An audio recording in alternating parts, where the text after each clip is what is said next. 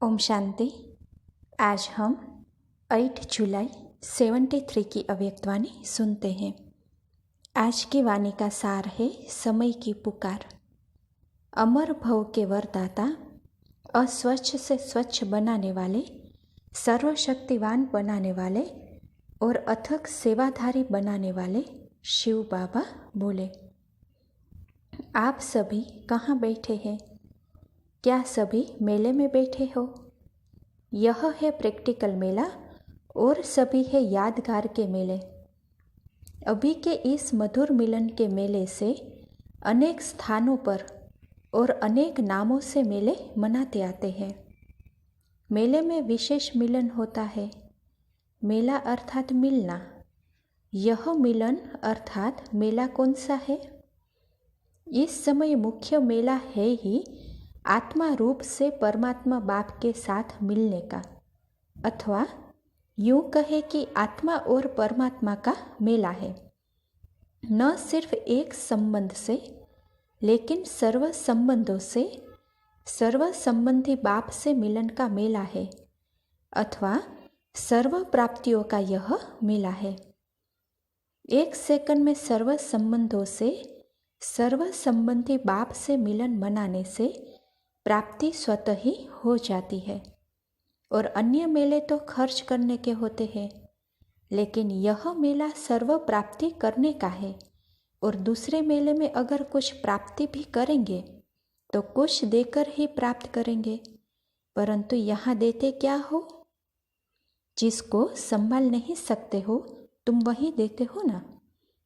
कोई यहाँ अच्छी चीज देते हो क्या? जिन चीज़ों को आप संभाल नहीं सकते हो तुम वही तो बाप को देते हो, और इससे बाप को क्या बना दिया? सेवाधारी बनाया है ना।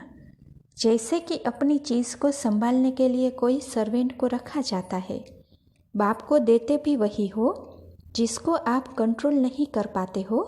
बाकी बाप को और कुछ दिया है क्या? कीचड़ पट्टी देकर अगर पद्मों की प्राप्ति हो जाए तो उसको देना कहेंगे या लेना? उसे लेना कहेंगे ना। तो और सभी मेले देने के होते हैं, और वहाँ यदि देकर कुछ लिया हो तो वह क्या बड़ी बात है। लेकिन यह मेला सर्व प्राप्ति लेने का मेला है। जो चाहो और जितना चाहो आप उतनी प्राप्ति कर सकते हो। तो ऐसा सर्व प्राप्तियों का मेला कभी कहीं देखा है? ऐसे मेले पर आप सभी आए हुए हो।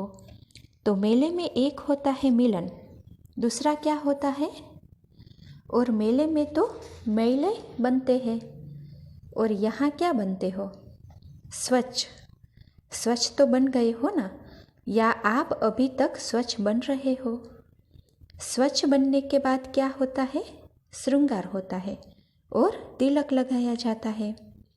अभी सदा स्मृति का तिलक स्वयं को लगा रहे हो और दिव्य गुणों के गहनों से अपने आप को सजा रहे हो। तो मेले में मिलना हुआ और मनाना भी हुआ, और साथ साथ मेले में खेल पाल भी होता है। मेला और खेला साथ साथ ही होता है। तो मेला और खेला, यह दो शब्द अगर सदा याद रखो तो आपकी कौन सी स्टेज बन जाएगी? यदि कभी भी स्थिति डगमग होती है तो उसका कारण है कि मेला अर्थात मिलन उससे बुद्धि को किनारे कर देते हो, अर्थात मेले से निकल जाते हो और उसे खेल नहीं समझते हो। तो मेला और खेल, यह दो शब्द सदा याद रखो। मेले में सभी बातें आ जाती है। जैसे पहले सुनाया था ना कि मिलन किन किन बातों का होता है। मेला शब्द याद आने से संस्कारों का मिलन, बाप और बच्चों का मिलन, और सर्व संबंधों से सदा प्राप्ति का मिलन, सभी इस मेले में आ जाते हैं।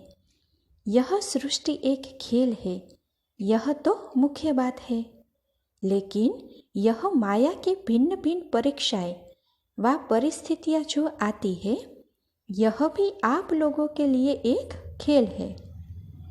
तो देखो बाबा क्या कहते हैं कि अगर इसको खेल समझो तो खेल में कभी परेशान नहीं होंगे, हंसते रहेंगे। तो परीक्षाएं भी एक खेल है।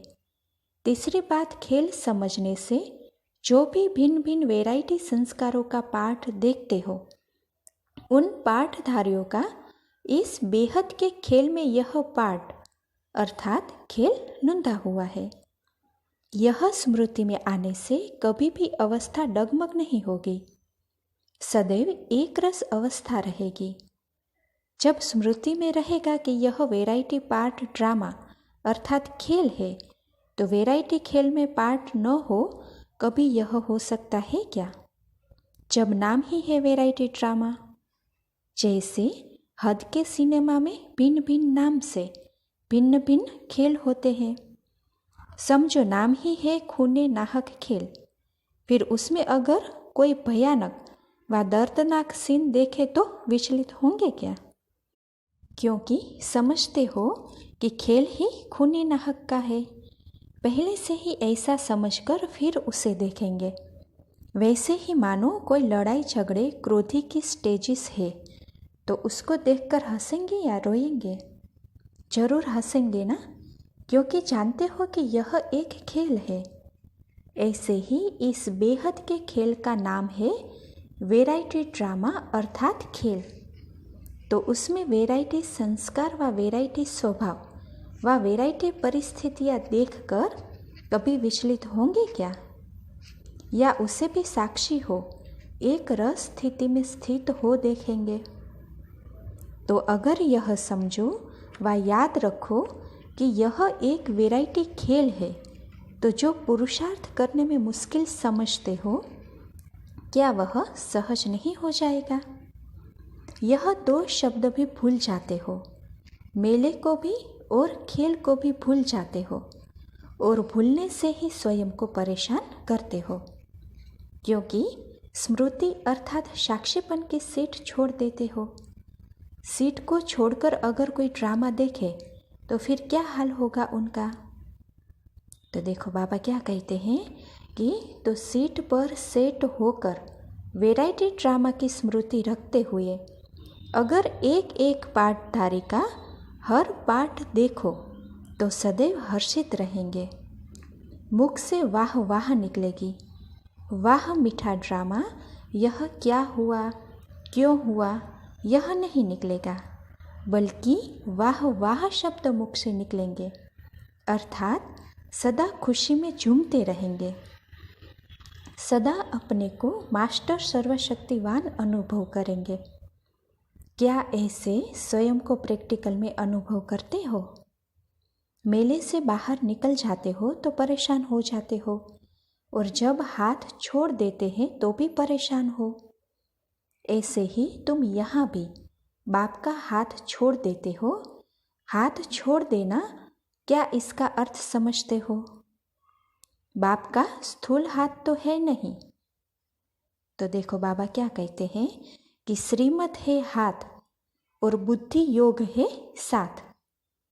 तो मेले में जब हाथ और साथ दोनों ही छोड़ देते हो, अर्थात बाप से किनारा कर देते हो, तब भी परेशान होते हो। हाथ और साथ अगर न छोड़ो तो सदा खुशी में रहेंगे। इसलिए अब सदैव मेला और खेला समझकर ही अपने पाठ और दूसरे के पाठ को देखो। यह तो सहज बात है और कॉमन अर्थात पुरानी बात है। पुरानी बात को निरंतर बनाया है या कभी कभी भूल जाते हो, और या कभी समय पर याद करते हो। यह इसलिए बतलाया कि यदि वो यह दो शब्द भी निरंतर याद रखो तो निरंतर खुशी में और निरंतर शक्ति स्वरूप में रह सकते हो। अभी समय छोटी छोटी बातों में व साधारण संकल्पों के विघ्नों में गंवाने का नहीं है। अभी तो मास्टर रचयिता बन अपने भविष्य की प्रजा और भक्तों दोनों को अपनी प्राप्त की हुई शक्तियों द्वारा वरदान देने का समय आ पहुंचा है। अभी देने का समय है, न कि स्वयं लेने का समय है। अगर देने के समय भी कोई लेते रहे तो देंगे कब? क्या सतयुग में वहाँ आवश्यकता होगी क्या? तो अभी ही अपनी रचना को भरपूर करने का समय है। अभी अपने प्रति समय गंवाना व अपने प्रति सर्व शक्तियों का प्रयोग करना, उसी में सर्व शक्तियों को समाप्त कर देना, अर्थात जो कमाया वह खाया, ऐसा करने का अभी समय नहीं है। पहले समय था कि कमाया और खाया, लेकिन अभी समय कौन सा है? जो जमा किया उसको सर्व आत्माओं के प्रति देने का समय है। नहीं तो आपकी प्रजा व भक्त इन प्राप्तियों से वंचित रह जाएंगे और वे भिखारी के भिखारी ही रह जाएंगे। तो क्या दाता और वरदाता के बच्चे वरदाता व दाता नहीं बनेंगे? जिस समय सर्व आत्माएं आपके सामने भिखारी बन लेने आएगी, तो क्या रहमदिल बाप के बच्चे सर्व आत्माओं के प्रति रहम नहीं करेंगे? क्या उस समय उन आत्माओं पर तरस नहीं आएगा? क्या उससे तड़पता हुआ देख सकेंगे? लौकिक रूप में भी हद का रचयिता अपनी रचना को दुखी व तड़पता हुआ देख नहीं सकता है। तो अभी तुम भी मास्टर रचयिता हो ना? अथवा यह बाप का ही काम है या आपका भी काम है? जब आप लोग भी सभी मास्टर रचयिता हो, तो मास्टर रचयिता अपनी रचना के दुख के विलाप व तड़पन को कभी देख नहीं सकेंगे। उस समय उन्हें कुछ देना पड़ेगा। अगर अभी से स्टॉक इकट्ठा नहीं करेंगे, जो कमाया उसे खाते और ख़त्म करते रहेंगे, तो उन्हें देंगे क्या? अब अपने पोता मेल को देखना है। अभी के समय प्रमाण मास्टर रचयिता को कौन सा पोता मेल देखना है? क्या क्या गलती की, यह तो बचपन का पोता मेल है। तो देखो बाबा क्या कहते हैं कि लेकिन मास्टर रचयिता को अपना कौन सा चार्ट चेक करना है? तो बाबा कहते हैं कि आप हर शक्ति को सामने रखते हुए यह पोता मेल देखो कि आज के दिन सर्व शक्तियों में से कौन सी शक्ति और कितने परसेंटेज में शक्ति जमा की। अभी जमा के खाते का पोता मेल देखना है। खर्चे को फुल स्टॉप देना है। अभी तक भी अपने प्रति खर्च करते रहेंगे क्या? दूसरों को देना वह खर्चा नहीं, यह तो एक देना फिर लाख पाना है। वह खर्चे के खाते में नहीं, वह जमा के खाते में हुआ। जब अपने विघ्नों के प्रति शक्ति का प्रयोग करते हो, वह होता है खर्च। जब कोई भी विघ्न पड़ता है, तो उनको समाप्त करने में जो समय खर्च करते हो या जो ज्ञान धन को खर्च करते हो, तो इतना सभी खर्चा अभी से बचाना पड़े। जैसे यह गवर्नमेंट भी आजकल बचत की स्कीम बनाती है, तो ऑलमाइटी गवर्नमेंट भी अब सब बच्चों को ऑर्डर करती है कि अब बचत की स्कीम बनाओ, खर्चे को फुल स्टॉप लगाओ। अभी तो देते रहो, अभी लेने का कुछ रहा है क्या? अगर रहा है तो इससे सिद्ध होता है कि बाप ने पूरा वर्षा नहीं दिया है। लेकिन बाप ने अपने पास कुछ रखा ही नहीं है। वह तो एक सेकंड में पूरा ही वर्षा दे देते हैं। जो कुछ भी लेने का रहता ही नहीं है। तो अभी बचत करनी आएगी, न कि खर्च करने की आदत पड़ गई है। बहुत ऐसे होते हैं जिनको जमा करना आता ही नहीं, जमा कर ही नहीं सकते। उन्हें और ही खर्चा करते करते उधार लेने की आदत पड़ जाती है। यहाँ भी जब अपनी शक्ति खर्च कर देते हो, तब कहते हो फलानी दीदी दादी व बाप दादा कुछ दे देवे, उधार लेते रहते हो। पहले सोचो कि हम किसके बच्चे हैं। अखूट खजाने के मालिक के बालक है। नशा है ना। जब अखूट खजाने के बालक सो मालिक हो और ऐसे फिर दूसरों से शक्ति का आधार लेवे, उनको क्या कहा जाए?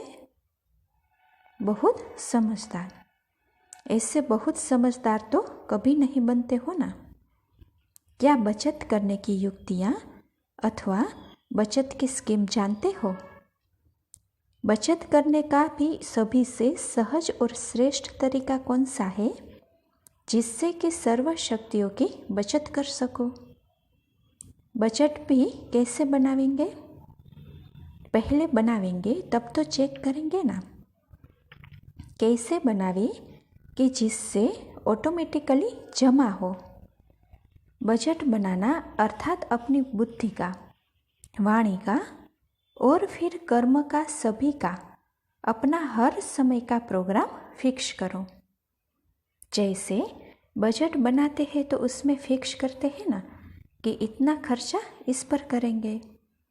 उस फिक्सेशन के अनुसार ही फिर खर्चे को चलाते हैं, तब बजट प्रमाण कार्य सफल हो सकता है।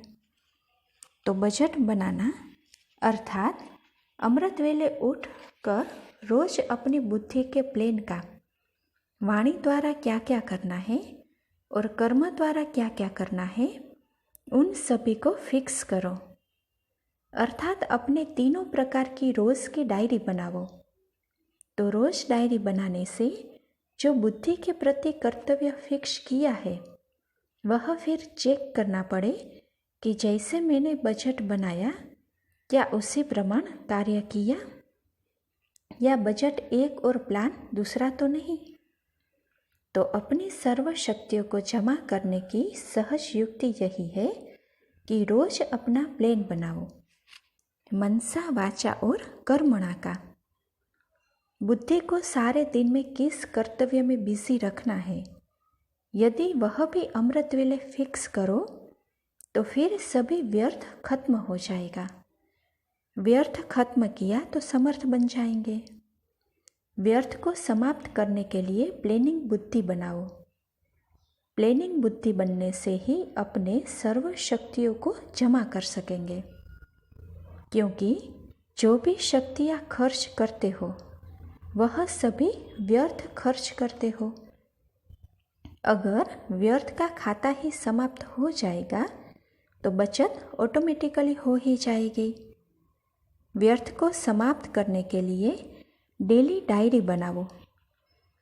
इस रीति अपने समय को भी फिक्स करो कि आज के दिन बुद्धि में विशेष कौन सा संकल्प रखेंगे या आज वाणी द्वारा क्या कर्तव्य करेंगे। वह फिक्स होने से साधारण व व्यर्थ बोल जो एनर्जी को वेस्ट करती हो वह सब बच जाएगी। जो वेस्ट नहीं करते वह बेस्ट बन जाते हैं। वेस्ट करने वाले कभी बेस्ट नहीं बन सकते। तो देखो बाबा क्या कहते हैं कि सभी बातों को देखो और अपनी बचत की स्कीम को बढ़ाओ, तब ही मास्टर रचयिता बन सकेंगे। अभी मास्टर रचयिता बनकर रचना की पालना करने की सामर्थ्य नहीं आई है। मास्टर रचयिता नहीं बनेंगे तो क्या बनना पड़ेगा? अगर किसी को संभालना नहीं आता है तो किसी के संभालने में चलना पड़ेगा। तो मास्टर रचयिता के बदले रचना बनना पड़े। बनना तो मास्टर रचयिता है ना। सिर्फ 2 शब्द जो सुना, मेला और खेला, सदैव इनको स्मृति में रखो तो भी बचत की स्कीम हो जाएगी। व्यर्थ संकल्प, व्यर्थ समय और व्यर्थ शक्ति जो खर्च कर देते हो वह बच जाएगी। इसके लिए सिर्फ अपना नियम मजबूत रखो। सोचते हो कि यह करेंगे, लेकिन नियमित रूप से नियम बनाते नहीं हो। 1 मास जोश में रहते हो और बाद में फिर माया का आना शुरू हो जाता है, अथवा माया बेहोश करने का काम शुरू कर देती है। इसलिए क्या करना पड़े? जैसे देखो, जब कोई होश में नहीं आता उसके लिए इंजेक्शन पिछाड़ी इंजेक्शन लगाते रहते हैं, या जब कोई ऑपरेशन करते हैं तो उसको देखकर फीलिंग न आए इसीलिए भी इंजेक्शन लगाते रहते हैं। तो जिस समय अनुभव करते हो कि अब जोश बेहोश के रूप में जा रहा है, अर्थात माया का जोश शुरू है, तो कौन सा इंजेक्शन लगावेंगे? अटेंशन और चेकिंग तो है ही, लेकिन उसके साथ साथ अमृत वेले पावर हाउस से फुल पावर लेने का जो नियम है उसको बार बार चेक करो। यही बड़ी से बड़ी इंजेक्शन है। अमृत वेले बाप से कनेक्शन जोड़ लिया तो सारा दिन माया की बेहोशी से बचे रहेंगे। इस इंजेक्शन की ही कमी है। कनेक्शन ठीक होना चाहिए। ऐसे नहीं कि सिर्फ उठकर बैठ जाना है। उठकर तो बैठ गए, यह तो नियम का पालन किया, लेकिन क्या कनेक्शन ठीक है? अर्थात प्राप्तियों का अनुभव होता है। अगर इंजेक्शन लगावे लेकिन शक्ति का अनुभव न हो तो समझेंगे इंजेक्शन ने पूरा काम नहीं किया। इसी प्रकार अमृत वेले का कनेक्शन अर्थात सर्व पावर्स का और सर्व प्राप्तियों का अनुभव होना, यह बड़े से बड़ा इंजेक्शन है। पहले यह चेक करो कि अमृत वेला आदिकाल से ठीक है। अगर आदिकाल ठीक न होगा तो मध्य और अंत भी ठीक न होगा। आदिकाल में अनुभव करने का अभ्यास नहीं है तो सृष्टि के आदि अथवा आदिकाल में सर्व सुखों का अनुभव नहीं कर सकेंगे। जैसे सारे दिन का यह आदिकाल है, उस आदिकाल को अगर छोड़ कुछ समय के बाद व कुछ घंटों के बाद जागते व बैठते हो व कनेक्शन जोड़ते हो तो जितना यहाँ लेट उतना वहाँ लेट। क्योंकि बाप दादा से बच्चों के मिलन का अपॉइंटमेंट का समय जो है उसमें पहला चांस बच्चों का है, फिर है भक्तों का टाइम। अगर भक्तों के टाइम में भी कनेक्शन जोड़ा तो बच्चों जैसा वरदान पा नहीं सकेंगे। इसलिए इस काल का उस काल से कनेक्शन है। सभी से बड़ा बजट का पहला आइटम तो यह रहा। अमृत वेले अर्थात आदिकाल। उस समय अपने को चेक करो कि हम आदिकाल में आने वाले हैं या कुछ जन्म पीछे आने वाले हैं। यहाँ के घंटे वहाँ के जन्म, जितने यहाँ घंटे कम उतने वहाँ जन्म कम हो जाएंगे। कमजोरी इसी की है। बैठ तो जाते हैं सभी, उस समय की सीन देखो तो बड़ा मज़ा आएगा। उस समय का दृश्य ऐसा होता है जैसे कि जयपुर में एक ही हठ योगी का म्यूज़ियम है। भिन्न भिन्न प्रकार के हठ योगी दिखाए हुए हैं। तो अमृत वेले भी उस समय की सीन ऐसी होती है। कोई हठ से नींद को कंट्रोल करते हैं तो कोई मजबूरी से टाइम पास करते और कोई उल्टे लटके हुए होते हैं। अर्थात जिस कार्य के लिए बैठते हैं वह उनसे नहीं होता। जैसे उन हठयोगियों को दिखाते हैं कि कोई एक टांग पर, कोई उल्टे और कोई कैसे होते हैं। यहाँ भी उस समय का दृश्य ऐसा होता है। कोई एक सेकंड तो अच्छा व्यतीत करते हैं, फिर दूसरा सेकंड देखो तो एक टांग पर ठहरते ठहरते तो दूसरी टांग फिर गिर जाती है। सोचते हैं आज के दिन कुछ जमा करेंगे, परंतु होता नहीं है। वह सीन भी देखने की होती है। कोई फिर सोते सोते भी योग करते हैं। जैसे वह हठ करते हैं, कांटों पर सोते हैं, यहाँ से सैया पर सोते हैं। यहाँ के उस समय का पोज भी वंडरफुल होता है। इसलिए सुनाया कि अमृत वेले के महत्व को जानने से और उन्हें जानकर जीवन में लाने से महान बन सकते हो। अगर अमृत वेले अपना प्लान नहीं बनावेंगे तो प्रैक्टिकल में क्या लाएंगे?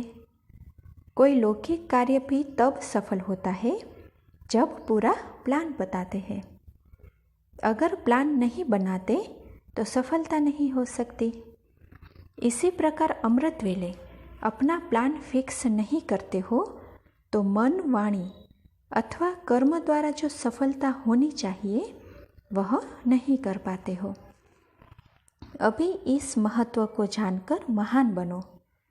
अभी तो स्पष्ट सुनाया ना कि अब बाकी का क्या पुरुषार्थ रह गया है। तो देखो बाबा क्या कहते हैं कि अमृत वेले का ठीक करेंगे तो सभी ठीक हो जाएगा।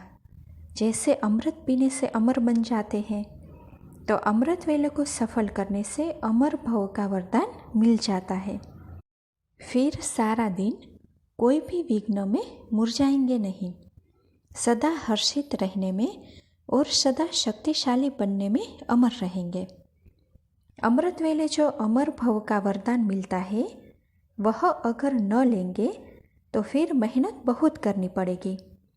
मेहनत और खर्चा दोनों करते हो, नहीं तो अमर भव के वरदान से मेहनत और खर्चा दोनों से छूट जाएंगे। अच्छा, ऐसे सदा बाप के साथ रहने वाले व सदा हर संकल्प में मिलन मनाने वाले, एक संकल्प व एक सेकंड भी मेले से अलग नहीं होने वाले, सदैव साक्षी और स्मृति की सीट पर सेट होकर हर सीन देखने वाले खिलाड़ी व देखने वाले तीव्र पुरुषार्थी, एक सेकंड में संकल्प और स्वरूप बनने वाले, अर्थात जो संकल्प किया और वह स्वरूप बने, ऐसे तीव्र पुरुषार्थी अमर भव के वरदानी बच्चों को बाप दादा के याद प्यार और नमस्ते। अभी हम मुरली का सार सुनेंगे। पहली पॉइंट है, मेला और खेला सदा याद रखो तो स्थिति डगमग नहीं होगी। दूसरी पॉइंट, सीट को छोड़कर अगर कोई ड्रामा देखे तो क्या हाल होगा। तो सीट पर सेट होकर वैरायटी ड्रामा की स्मृति रखते हुए अगर एक एक पाठधारी का हर पाठ देखो तो सदैव हर्षित रहेंगे, मुख से वाह वाह ही निकलेगी। तीसरी पॉइंट, मास्टर रचयिता को अपना कौन सा पाठ चेक करना है कि आज के दिन सर्व शक्तियों में से कौन सी शक्ति और कितनी % में शक्ति जमा की है। अभी जमा करने के खाते को देखना है। चौथी पॉइंट, वेस्ट करने वाले कभी बेस्ट नहीं बन सकते। अच्छा, ओम शांति।